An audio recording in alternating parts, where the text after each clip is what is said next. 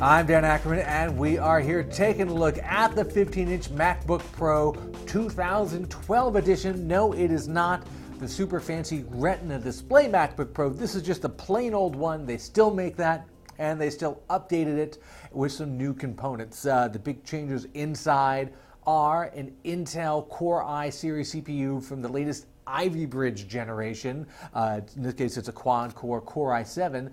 But a more major change has been taking the graphics, going from AMD, which these things have had for a few generations now, to NVIDIA. So now you get an NVIDIA graphics card with this.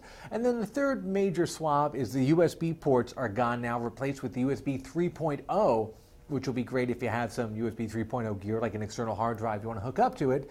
And of course, you still have that Thunderbolt/DisplayPort connection on the side that you can use to either go out to a monitor or to hook up a Thunderbolt peripheral. There are probably more USB 3.0 peripherals out there than Thunderbolt ones, so you might find those ports more useful. On the outside, this looks and feels exactly like the last couple of generations of MacBook Pro. It's still a solidly built, pretty attractive, fairly thin for a 15-inch kind of laptop, but the competition is really starting to catch up now, especially now that we're seeing 14 and 15-inch Ultrabooks. The Retina display MacBook Pro takes a big step forward.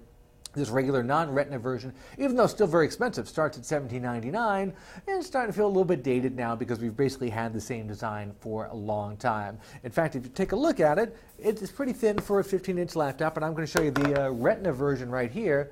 Same thing, 15-inch laptop, higher resolution display, a lot thinner, and actually a good deal lighter as well.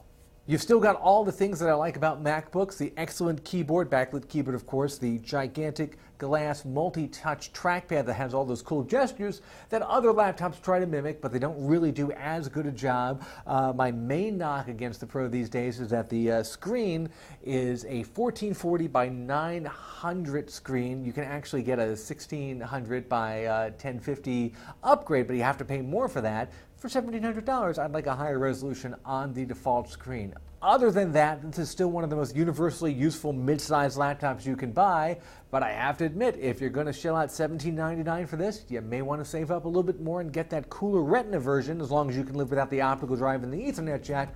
Otherwise, you may end up feeling just a little bit of system envy. I'm Dan Ackerman, and that is the 15-inch MacBook Pro.